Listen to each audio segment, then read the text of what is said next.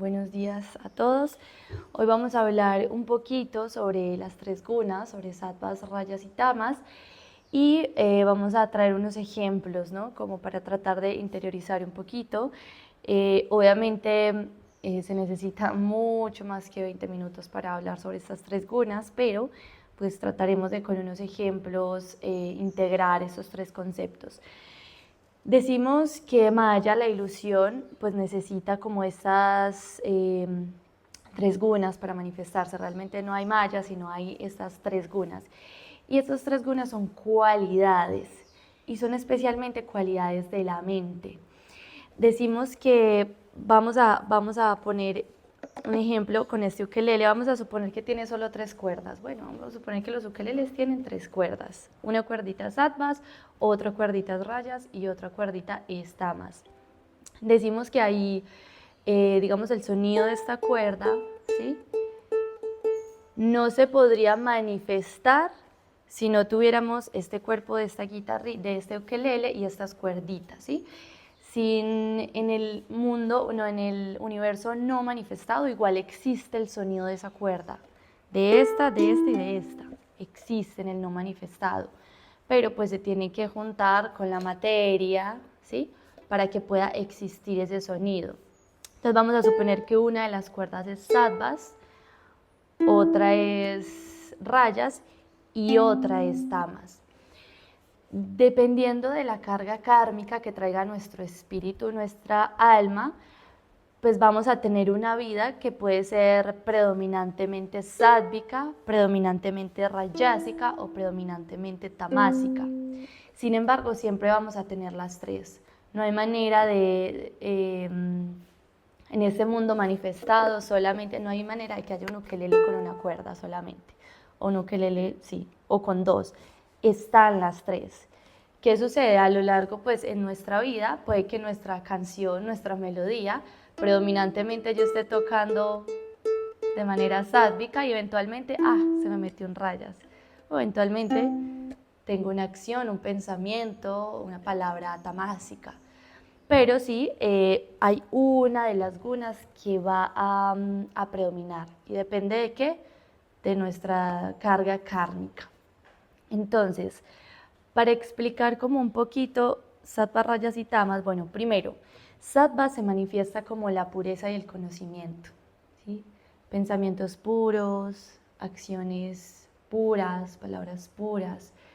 Y cuando decimos conocimiento, no es tanto el conocimiento de los libros, el conocimiento del intelecto, sino ese conocimiento, sí, como esa sabiduría real, ¿sí? La sabiduría que uno encuentra cuando va hacia adentro, no exclusivamente la sabiduría que obtengo cuando leo. Entonces, eso es sattvas. Rajas es la actividad, la acción, el movimiento. Y tamas tiene las cualidades de la inercia, de la ignorancia y de la pereza. Para ejemplificar cada uno de esos tres, vamos a poner, por ejemplo, este ejemplo que ponen mucho los maestros, los swamis, y es el ejemplo de tres ladrones, ¿sí? Están tres ladrones en el bosque y capturan a un personaje muy rico y adinerado. Pues lo capturan, entonces Tamas va a querer quitarle sus pertenencias y matarlo. Y si no, lo tenemos que matar, no podemos dejar evidencias. Eso haría Tamas, la cualidad de la pereza, de la ignorancia y de la inercia. Lo que haría Rayas sería como, ay no, Tamas, pues no tiene que ser tan dramático, no lo tenemos que matar, pues con que lo dejemos amarrado a un árbol y le robemos sus pertenencias es suficiente. Entonces eso va a ser Rayas. Y luego Sattvas, cuando se van los ladrones, Sattvas va a volver, lo va a desamarrar y le va a decir, ay no, perdón por lo que le hicimos, venga, más bien yo lo conduzco y lo llevo hacia, hacia un límite como del bosque y le va a decir, mira, hasta aquí puedo llegar yo, pero allá está la frontera donde puede cruzar y salir del bosque, pero lo va a llevar hasta un puntico, ¿sí? ¿Qué significan los ladrones y por qué es como importante esta historia? Es porque las gunas son como ladrones de la mente. Sí, mientras estemos en la mente, mientras estemos en sattvas, rajas y tamas, tampoco nos vamos a poder iluminar, ¿sí? Nos van a limitar. Obviamente queremos ser un ladrón sádvico, por decir, o vivir en sattvas. Pero en algún momento, si realmente quiero trascender la mente, si realmente quiero trascender, ¿sí?, todo este cuerpo, debo dejar a las 3 gunas, debo dejar las 3 cualidades. ¿Sí? En un estado de iluminación, de nirvana, de moksha, ya no hay sattvas, ya no hay rayas y ya no hay tamas. Sin embargo, mientras estemos en esta vida mortal, aquí, queremos cultivar sattvas, para que sattvas nos lleve a ese límite y diga, mire, allá, vaya, siga un poquito que va a encontrar la liberación de los 3 ladrones. Otro ejemplo podría ser, otro ejemplo podrían ser, digamos, 3 religiosos, ¿sí? 3 religiosos. El religioso sádvico es aquel religioso que entiende que su verdad es inherente a su religión, ¿sí? Que él predica o practica una religión y que su verdad pues es esa, pero que eso no implica que las otras personas que practican otras religiones no estén en su verdad. Entonces él dice, está bien, si cada uno está ahí predicando su verdad y estoy bien con eso. No se llena de dramas y no quiere decir, ay, mi Dios es el verdadero, no. La verdad es inherente a lo que él practique. Eso sería como un religioso sádvico. Una persona religiosa rayásica todo el tiempo está pensando, mi Dios, mi religión, pero es que si mi Dios no es tu Dios, entonces tu Dios es el equivocado. La palabra mi está muy presente en esa persona rayásica. De hecho, en ese religioso rayásico. Entonces, yo soy cristiano y solo el cristianismo es la verdad y usted está equivocado. Y desde ahí es que salen incluso los fanatismos, ¿sí? Un religioso sádvico nunca sería fanático, jamás. Un rayásico es el fanático, el que defiende a toda costa y puede matar incluso por su religión. De hecho, en el hinduismo pasa mucho también como esos tipos de fanatismo. Entonces están los adoradores de Shiva que no soportan la gente que adora a Vishnu.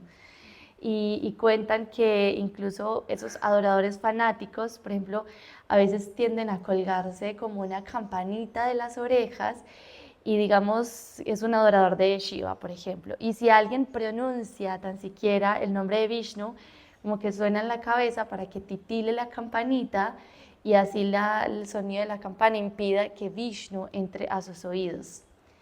Hasta ese nivel puede llegar el fanatismo. Entonces, eso sería como un religioso rayásico, ¿sí? Todos los que solo existe su verdad, solo existe su verdad. Y un religioso tamásico, pues van a ser más bien como esas personas que se van como hacia el ocultismo, hacia el uso de la magia negra, ¿sí? Pueden ser muy fanáticos, pueden ser muy devotos, pero hacia lo oculto, hacia lo negro, ¿no? Vamos ahora a ejemplificarlo con tipos de estudiantes también. Hasta ahora va quedando como más o menos claro de qué es sattvas, rayas y tamas, con los ejemplos. Dígame con un sí o un no. Bueno, perfecto. A ver si están despiertos. Bueno, vamos con los entonces 3 tipos de estudiantes, el sádvico, el rayásico y el tamásico. El estudiante sádvico también lo podemos dividir como en 2, o en 2 tipos de estudiantes sádvicos. Está el estudiante sádvico polvorita, que ese es como el más elevado, el más elevado. Se dice que Swami Shivananda fue un estudiante sádvico de tipo A, ¿sí? El polvorita.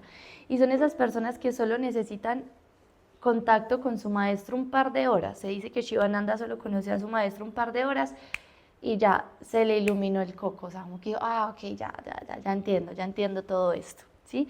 Es de que se necesita una chispita de nada para que alcance como grandes niveles de conciencia. Se dice que, entonces dice, el maestro Shivananda pasó solo unas pocas horas con su maestro. Es como si no hubiera pasado el examen final en su última vida y hubiese tenido que volver a reencarnar en esta vida para terminar, como para hacer el examen y decir, ok, check, me iluminé. Esos son casos muy especiales, ¿sí? Como que no hay tantos estudiantes polvoritas sádvicos. Está el otro estudiante sádvico B, que podríamos asimilarlo como a la madera seca, estamos haciendo el símil también como una fogata. Entonces, la madera seca también se quema muy rapidito, ¿no? Entonces, este estudiante es una persona que también es muy evolucionada y que de hecho también se ve que a muy temprana edad ha evolucionado como muy pronto, que uno dice, ay, pero esta persona a sus 20 años, ¿qué? Como que uno dice, como que uno dice, yo a los 20 me estaba, no sé, sacando los mocos y esta persona está como, wow, como que a un nivel muy temprano ya evidencia como un estado muy evolucionado de conciencia y su vida está muy dotada de dos virtudes, el discernimiento, pues o la discriminación y el desapasionamiento. La discriminación o el discernimiento es esa virtud que nos permite, ¿no? Como diferenciar fácilmente entre lo que es real y lo que es irreal, entre lo que es esencial y lo que no es esencial. ¿Y por qué el desapasionamiento va con el discernimiento? Porque no puede haber discernimiento sin desapasionamiento, porque alguien que discierne entre lo esencial y lo esencial, pues fácilmente se da cuenta como que no debo apasionarme por X o Y cosas, no debo estar entre el placer y el drama, porque pues sabe perfectamente entre esto es esencial, esto no se pierde, ¿no? Como en ese mundo de la pasión. Entonces, esos estudiantes sádvicos también entienden, como tienen muy claramente estas dos virtudes, el discernimiento y el desapasionamiento, pues entienden que no hay una fórmula mágica para la liberación del alma. Primero dicen, no, aquí no hay fórmula, entonces no están ahí empeñados en buscar esa formulita mágica. Ellos acuden a un maestro realmente porque quieren avanzar como en su proceso espiritual, en su búsqueda, pero saben profundamente que la sabiduría está aquí dentro y que la sabiduría, ¿sí? Y que la sabiduría pues es ir hacia adentro, ¿sí? Y que están con el maestro porque quieren ir avanzando, pero no dependen únicamente de su maestro, sino que ellos saben que con mucha disciplina, eso sí es muy importante, como que la experiencia viene solo a través de la disciplina, la experiencia de ese estudiante, de disciplina, disciplina, disciplina, no de escuchar 80 horas al día, bueno, el día tiene 24 horas, no de escuchar 24 horas a su maestro, sino de realmente practicar, practicar y con disciplina. Ese estudiante no es un seguidor ciego de su maestro, ¿sí? No es como, ay, lo que... No, él no es seguidor, simplemente él no se limita, ¿sí? Como a lo que haga o deje de hacer su maestro. Lo honra profundamente, honra toda su sabiduría, no le discute, no lo cuestiona, pero no está pues ciegamente como creyendo en él. Este estudiante, además, les voy a leer aquí este fragmentico y dice, a veces la respuesta no puede satisfacerle intelectualmente por completo en ese momento. Digamos, si escucha a su maestro decir algo. Entonces puede que en el momento él diga, no entiendo, no me satisface por completo. Sin embargo, al evolucionar en su nivel de entendimiento, experimenta el significado completo de las palabras del maestro. Entonces no tiene que entenderlo todo ya, ¿sí? Eso es muy rayásico, como de, no, es que no entiendo y no entiendo y no entiendo y explíqueme, no, sigo sin entender, no comprendo eso. No, él dice, ok, voy a masticarlo un poquito y a través de la práctica, a través de la vivencia, él luego va a decir, ok, ya entiendo lo que quería decir mi maestro. El crecimiento está en sus propias manos, pero como les decía, él va a un maestro porque sabe que puede avanzar por medio de sus enseñanzas y adoptar cierto estilo de vida, pero entiende profundamente que el crecimiento está en sus propias manos. Ese sería el estudiante sátvico, la madera seca, que no es la polvorita pues que con escuchar a su maestro un par de horas ilumina, pero está como en ese camino, ¿sí? El estudiante rayásico podríamos asimilarlo o asemejarlo como a la madera mojada que yo le pongo al fuego. O sea, va a costar un poquito más la liberación de esa alma porque es una madera mojada. El sadhana, la práctica espiritual de este estudiante rayásico, es principalmente predicar y no practicar, Sí, es el estudiante que se llena mucho de conocimiento y lee y estudia y ve muchas horas al maestro, pero a la hora de practicar, nada, ¿sí? Es el que aprende todo el tiempo de yoga, de yoga, técnicas de pranayama, pero no lo ve uno practicando yoga allá a las 8 de la mañana. O es el que estudia mucho sobre la meditación, pero pues no va a meditar. Entonces, predicar y no practicar. Está siempre leyendo y tratando de convertir sin tener experiencia personal. Como cuando a uno a veces en el colegio le decían como, cuando uno se ponía a estudiar como con un compañerito, no, a copiar. Estaban, no sé, dictando, entonces uno copiaba y había otro compañerito que no. Entonces le decía al profesor, oiga, es que usted no va a aprender por osmosis, usted no aprende porque simplemente su compañerito escriba o lea, no, usted tiene que hacerlo, tiene que hacerlo. Entonces pasa lo mismo, como que no es no es suficiente leer y estudiar y no poner en práctica, ¿sí? Es un seguidor que cree que su maestro tiene la fórmula mágica. Entonces es un estudiante que necesita siempre un maestro, porque no cree que su sabiduría y su conocimiento está aquí dentro y que precisamente a través de la práctica y de la disciplina despierta ese gurú, sino que siempre está buscando un maestro y él dice, no, es que él es el que me va a llevar a la liberación. El mío es muy importante en todo su palabra, ¿no? Entonces, mi maestro, mi religión, también el mi maestro, mi práctica, mi esto. Su discriminación es de naturaleza pasional, no ve la verdad detrás de todas las enseñanzas, es incapaz de ver la unidad en todas las formas de Dios. El estudiante sádvico entonces ve a Dios en todo, todo el mundo es un maestro para él. Hitler, Trump, ¿sí? Shivananda, Buda, todos son maestros. El ladrón, el que mata, todos son maestros. Puede ver a Dios en todos. El estudiante rayásico que somos nosotros probablemente no somos capaces de ver a Dios en todo, ¿sí? Constantemente nos estamos peleando con el otro diciendo, no, pero es que el otro está mal y no sé qué, yo estoy bien. No vemos a Dios en todo. Hay un apego también emocional al maestro. De hecho, cuando este maestro cambia su manera de ser con él, cambia su manera de hablar o de actuar con el estudiante, él como que se decepciona, ¿no? O sea, cuando la actitud del maestro cambia con el estudiante, él se decepciona y es, no, y este maestro, y empieza la crítica, ¿no? Hacia él, entonces es muy susceptible, ¿no? Como a los cambios del maestro, no tolera o sea, si hace un año le decía esto y en 2 años le dice otra cosa que incluso puede ser contradictoria, el estudiante es como, no, no, pues está mal, entonces lo que me decía hace 2 años es, entonces usted estaba mal.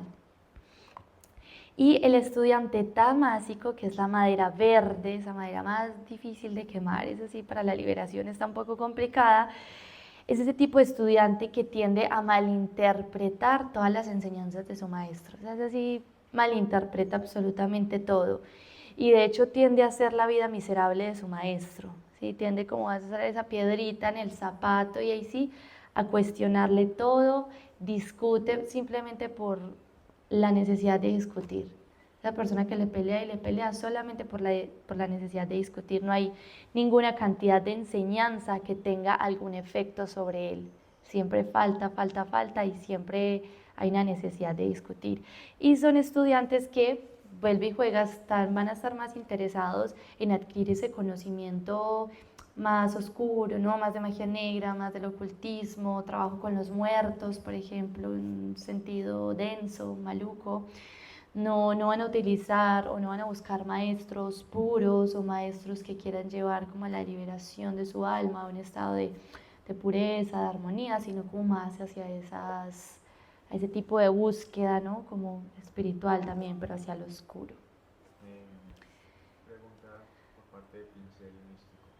Ujú. Sebon, buenos días. Tengo una pregunta. ¿En diferentes partes de la vida es posible llegar a ser todos los estudiantes sádvico, rayásico y tamásico? Bueno, como decía al inicio, realmente tienes las tres gunas, Hay una que es más predominante y puedes tener momentos, ¿sí? De tamas, entonces tener momentos de estudiante tamásico, rayásico y sádvico, sí, pero durante tu vida puede predominar más una alguna. Mi maestro decía un poco que no es tan sencillo como pasar en una misma vida, como digamos si tú estabas en tamas, va a ser muy difícil que pases a un estado predominantemente sádico, porque dicen o dicen los maestros que en cada vida tú vas como trabajando un poquito, un poquito, un poquito, entonces vas yendo hacia sattvas, sí vas yendo hacia sattvas, pero con un trabajo, sí, de cada vida. Entonces, para pasar a sattvas, si estás en tamas, sí o sí debes pasar por rayas. O sea, no hay un salto de tamas a sattvas inmediatamente. Puedes ir trabajando, entonces puede que vayas viviendo vidas y de tamas vayas pasando a ser más rayásico, pero aún así tienes acciones y pensamientos, digamos, tamásicos, pero cada vez menos, cada vez menos. Luego llegas a una vida en la que eres muy rayásico y eventualmente vas a empezar a tocar a sattvas, ¿no? Cada vez más, cada vez más, cada vez más, hasta que llegues un momento en tu vida que ya seas predominantemente sátvico. Pero sí, evidentemente podemos estar fluctuando entre ellas, pero no es tan... Por ejemplo, la mayoría de nosotros y los que estamos en la búsqueda espiritual somos predominantemente rayásicos. Creeríamos que sattvas, pero no. Pues sattvas cuando estemos a la altura de Jesús, de Shivananda, de Buda. Predominantemente somos rayásicos, pero los que estamos, por ejemplo, en una búsqueda espiritual, estamos teniendo más acercamientos a sattvas. Difícilmente, pero puede pasar, vamos a tener una acción tamásica como matar a alguien, ¿sí? Ay, pero quién sabe, podría pasar que alguien así también, que medite, que haga yoga y que mate a alguien, pero va a ser un poquito más difícil. Aunque bueno, eso por irnos a un extremo, pero hay tamas, rayas y sattvas están en aspectos desde los más burdos hasta los más sutiles, ¿sí? Cuando digo matar a alguien es como un aspecto de tamas muy fuerte como para que caigamos en cuenta. Estos días estaba hablando con Sol justamente, que era algo como pasar por tamas, sattvas y rayas como un aspecto más sutil. Y creo que el ejemplo, Sol, era cuando te sentías de pronto muy tamásica que no querías hacer tu meditación, ¿cierto? Creo que era. Entonces, Sol, una karma yogi, digamos, no quería hacer su meditación, estaba en un estado de inercia, como de pereza, como de, ay, no quiero meditar. Eso es un estado de tamas muy sutil, obviamente no comparado a matar a alguien, pero muy sutil. Y, y le tocaba pasar por rayas, que rayas es la acción, el movimiento, entonces ella decía, no, bueno, me voy a mover y voy a ponerme a leer un poquito, no sé, sobre algo que la inspire o que la haga mover de ese estado de, ay, te quiero estar en mi camita, pasa a un estado en el que acciona, en el que va a leer algo y después dice, ah, ok, listo, ya puedo entrar en mi meditación y ahí entra en sattva, ¿sí? En un momento de pureza, donde hay pensamientos puros hacia todos. Entonces, sí se pueden ser los tres estudiantes, pero eventualmente pues va a haber uno que es más predominante. Espero haya podido responder tu pregunta. ¿Alguno tiene pregunta? Bueno, voy a ir a los anuncios.